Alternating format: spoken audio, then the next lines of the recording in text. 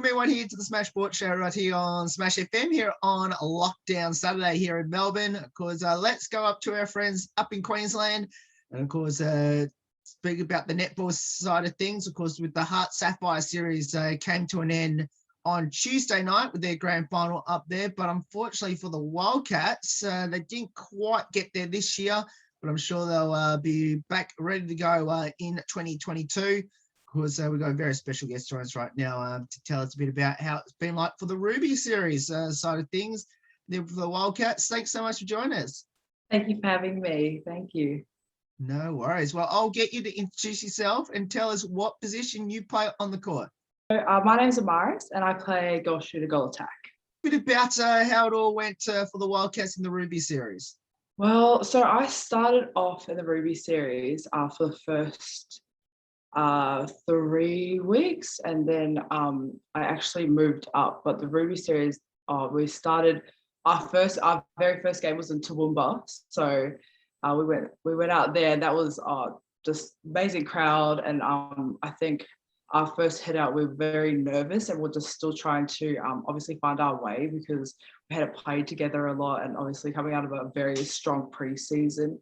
We're still just trying to find our feet. And so, yeah, we lost that first game, but then, yeah, it just helped us get onto a roll of what we needed to do at training. So, yeah.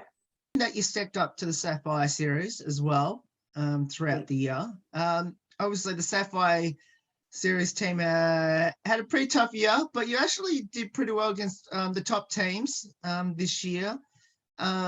Pretty much were in every game. I guess it was just the one quarter that sort of let your team down throughout a couple of the top teams.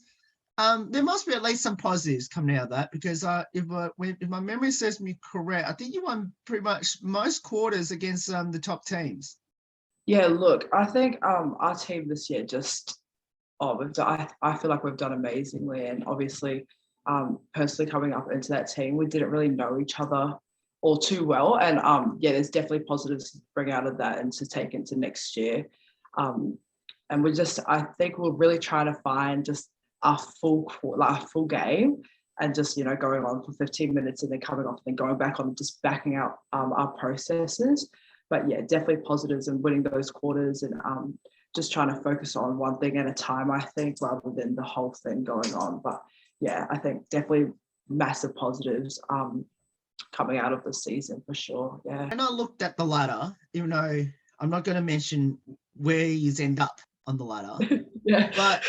But I was very interested in the quarters. And I think out of the teams that missed out on the finals, obviously yourselves were one of them. I think he's won more quarters than everyone else above you on the ladder throughout the season. I guess how important was winning the quarters? Because obviously you get bonus points for winning quarters throughout the season. Yeah, well, I think going into games, we were really focused on those quarters and winning them, because it means a lot points wise. And we really just wanted to focus on, okay, if we're not going to win the game, let's just go for quarters and just wreak havoc, I guess, and just make it as hard as possible for teams. And that's really what we wanted to do. So I think going with those top teams and winning quarters off them, that was the massive achievements for us, just like to say, okay, we won, it could be a first or a fourth quarter where they should be winning those quarters. So I think taking that away for next year is just, it's very important, winning the quarters and having those points and just the extra push, I guess. Yeah. Just talk a bit about the team itself. Now, obviously you went obviously you can choose any player because of the fact that you played in the Ruby at the start of the year. Now you're at, of course, and then end up on the Sapphire team. Tell us a couple of players in both teams that stand out to you the most throughout the year. In the Ruby team, I would have to say Shay Panowitz, and she's a goalkeeper, goal defense. Her presence on court is just, you know when she's on court, you know what you're doing on court when you're with her. And in the Sapphire team, I'd have to say Hallie and Courtney and Josie. Those three players are just core players. And Courtney, you're never not going to hear her. She's always going to be on court. She's always going to be making her voice heard, which is awesome, I think. And obviously Josie just is the backbone of of that attacking end. Yeah. And Hallie's just, I don't think she got off half time. I really think she's just on court the whole season. So yeah, those three players are just amazing. You mentioned about the defensive end, especially in the Ruby, and I think it was probably ranked number 4 in the defense throughout the Ruby series. And you mentioned about the obviously one of the players in that team that did so well. I guess tell us a bit about your defensive circle in the Ruby series and how important they've been. Our defensive end for the Ruby series is they can rotate really well between their main 3 players. So their structures and the way that they have obviously been training. They were training in the preseason, just really came onto court throughout the season. But yeah, obviously their defensive end, I know they worked really hard just to make sure they were doing everything right and working together. And I think the girls knew each other, but they hadn't known how to actually work together. So I think finding that for themselves was really something special and really, really nice to watch. About your head coach, Megan. Oh, Megan's awesome. She's so just, I think when I came into Sapphire, she really just helped me just be calm with it, I think, and just her having, like, knowing that she trusts us as players and she makes that heard as well. And especially on the sidelines when you come off, so everything's raised, all your emotions are heightened, and she's just so calm, and she's just able to just tell you exactly what you need to hear, or tell you, okay, if this isn't going to work, then this is what you're going to do, and this is how it's going to work. So yeah, and obviously for me being such a young player, she really helped me just figure out little technical things about my game that just has made it so much better or just improved. So yeah, she's awesome. The one thing that Courtney and Jess said earlier this week, which about your head coach Megan, which I'm going to ask the same question to you as well, is that Megan, obviously your head coach, is more like a mother figure. Is that the best description? Yeah, I would say that fits her to a T. She really cares about how you're doing and then how that's going to go on court. So, like if you're off at training, okay, what's happening? What's going on? And then you just go out, give it your hardest. She really cares about the players. And I think that goes with the whole Wildcats management. They really care about their players and what we're doing off the court to be better on court. So yeah, I think that fits her perfectly. A bit about your netball journey. Where did it all start and why did you choose it? Well, I started playing at Hinterland Netball Association. So I probably started playing when I was about 4 maybe. And I think netball just always just was perfect, I guess. And my mum really just put me into that, and I think I just fell in love with that. I tried basketball, didn't really like it, didn't really sit with me. But yeah, netball is just, I think I've just always stayed in it. I've never not played it, and I think it's just, for me. Now, you mentioned right at the start what position you play on the court. If you had a preferred position where you like to convince your coaches to put you, where would that be? Oh, look, I love shooter. I really love shooter. But I also really like goals. I love feeding the ball and just passing it and just, I don't know, seeing things unfold. So I'd probably say goal attack. I know Megan would probably want to put me in shooter, but yeah, probably goal attack. But I have to say, if I could have just a quarter of big attack just to chuck the ball around, I would really like that. I have to ask you this question now. As I mentioned, I had Courtney and Jess on the show, and when I asked them this question, they both said goal attack, both of them. How do you think that will go when both of them wanted to move into the goal attack section, considering they're both mid-quarters? I think the speed would be unreal. That would just be zippy. Maybe we'll work on that shooting a little bit, the rebounding.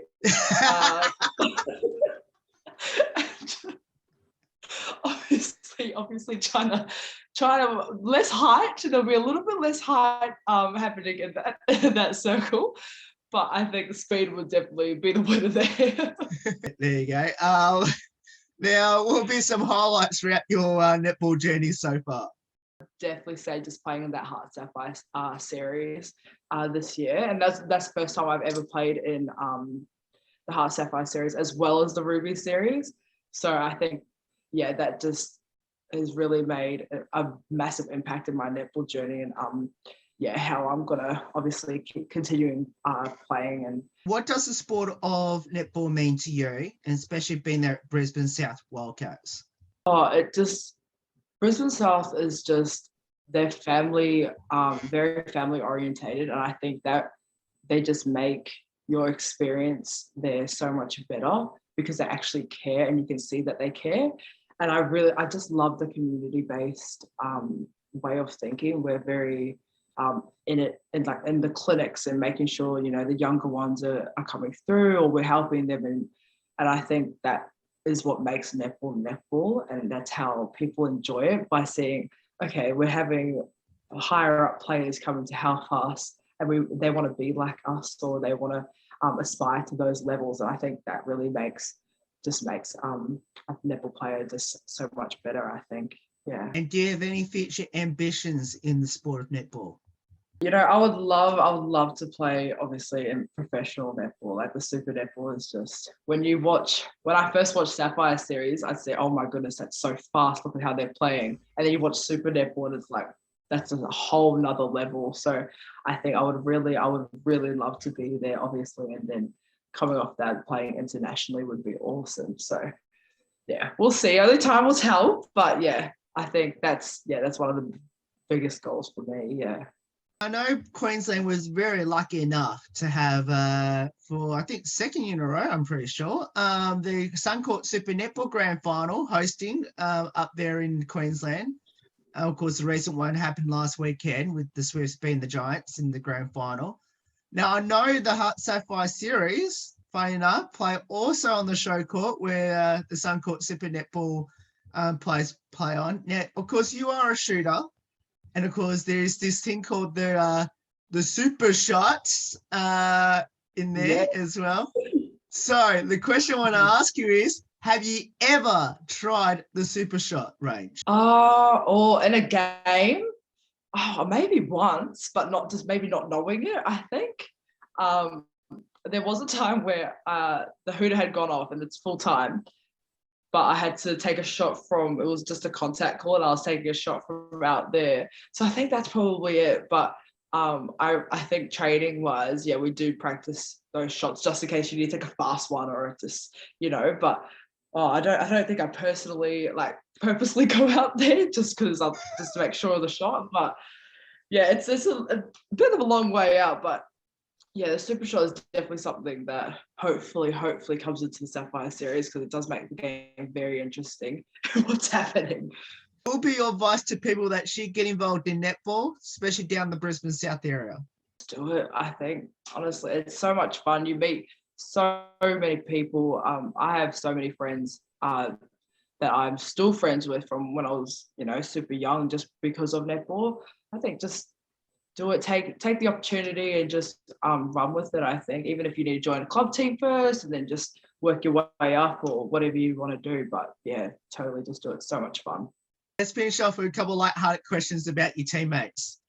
Firstly, who had the most embarrassing moment on the court this season, and what was it, knowing that your games are live streamed? Josie was on the floor a lot. Josie's on the floor a lot of the games. She falls a lot. There's times where I don't even know she's fallen, and I'm looking for her and she's on the floor. Falcons, a lot of Falcons, just straight to the face. I think I've had a few of those.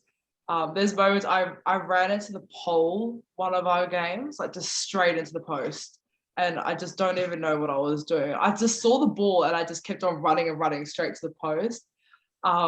Jess at Moray Field. Oh my goodness. This was coming.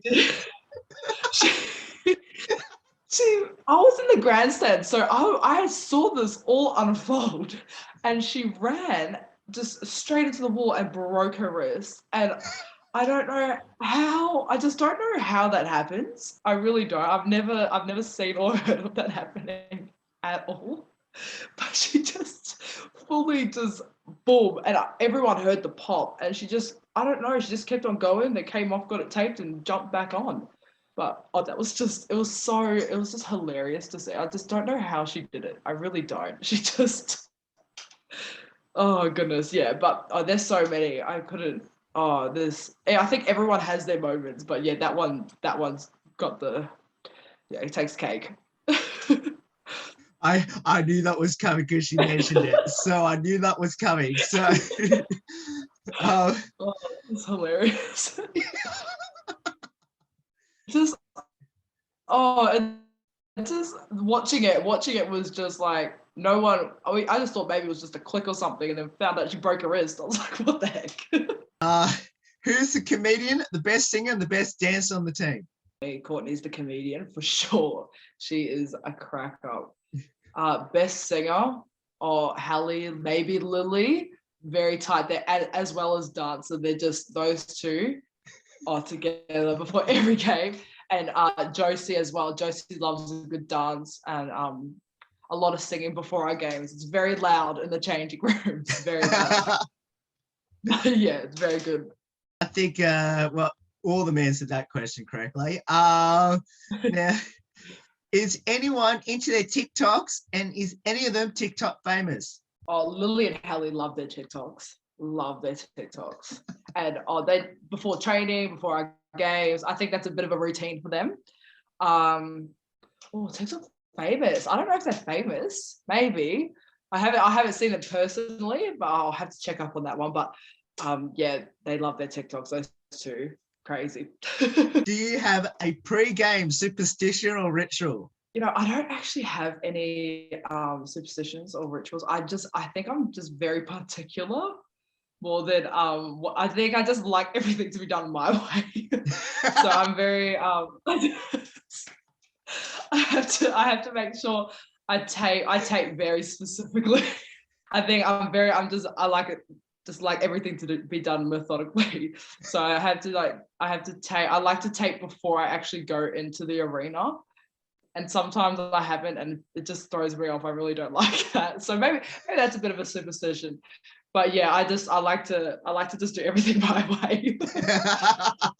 Yeah, I'm pretty sure that's a superstition. Yeah. Do you have a pre-game song to hype a team up before a game? We always listen to Big Girls. Yeah. Yes. When I joined, I was just, obviously our changing room in the Rubies was silent compared to the Sapphires. Yes, I heard about this. Yeah, our Ruby changing room were very, I don't know if it was just calm or just didn't want to be loud, but we'll listen to music, but we wouldn't be very vocal, I guess. But then coming into the Sapphire changing room, it was like a slap in the face almost. It's just so loud. And that song, it was always Big Girls before we went out. And what was it? Untouched. It was Untouched as well. And and honestly, it just gets you hyped. It gets you very hyped. And we loved it. That was just our song. Yeah. But those two songs. I love your description when you mentioned about when you go into a Sapphire change room, it's like a slap in the face. It's just crazy. And sometimes I'm just sitting there just like, whoa, you guys have a lot of energy. But no, it does help you. It does help you when you go out and you go warm up and I feel like you're more ready, I guess. You're pumped up, ready to go. Now, so my question, I want to ask you this. Now, considering the first half of the season was played at Moray Field before it went back to Nissan's Arena. So now, talking to other clubs that have played there as well, that I know that Moray Field does not have Wi-Fi. So they have problems when it comes to doing their pre-game songs. Did your team have the same problem like everyone else did? The team had that. I didn't know that till just now, actually. Bring that up. Well, no, we didn't have that problem actually. I don't know. Maybe Josie just has everything. I think Josie was always on music, so I think she had everything ready to go for us. But no, yeah, we never had that problem. Why do you bring that up? Yeah. Okay. I don't know where I was no one told me that. I have no idea. Right. So it's like everyone else has problems with Wi-Fi at Moray Field, except for the Wildcats. By what it just sounds not, of maybe it. not Wildcat. Oh. I've never, yeah, no. Did the team have a fine system? And if so, who copped the most fines throughout the year? Oh, actually, no, we didn't. That's funny, actually. We didn't have a fine system, but I think the person who copped the most probably was Midge. Oh, Brianna, yeah, Midge. Yeah. We all know it as Midge. I know who you're talking about. Yeah, everyone knows her as Midge. Yeah, that girl is so funny. On and off court. She will take ball that I've never seen a person take, and then some of the simplest things she just is very uncoordinated. So I think she would take it. Now, talking about nicknames, you just mentioned about Midge, which is Brie. Is anyone else got some really good nicknames or strange nicknames? Oh, just Midgie. Yeah, Midge or Midgie. And I don't even know why her name is actually Midge. You're not the only one. I think maybe her mum gave it to her. I have no idea. It's just, I remember I came into the team and I was asking people's names and, oh yeah, that's Midge. I go, is that actually her name? And I think I've just thought that the whole season until I heard one of the commentators say Brianna Gregory. And I was, oh, wait a minute. It's like, so yeah, that's because everyone just said Midge. But yeah, she's something special, that girl. I love that you didn't know until you heard the commentator say her name. Yeah. Oh, and I think she was injured for some of the first part of the season as well, so that threw me off because obviously her name would be on the team list, and everyone's like, oh, Midge, and then I think the commentators and that's just so funny. She'll love that. Thank you so much for giving up your time to join us. It's awesome having you on the show. Best of luck going to next year in 2022, and hopefully for the Wildcats that you can climb up the ladder and hopefully make the finals in 2022. Thank you so much. Thank you for having me. No worries. And of course, if you want to support the mighty Brisbane South Wildcats in the HART Sapphire Series or the Ruby Series in 2022, we'll put all the details up on how you can get involved and support the Wildcats next season. There's more on the Smashboard Show right after this. Don't go away here on the 10th year celebration.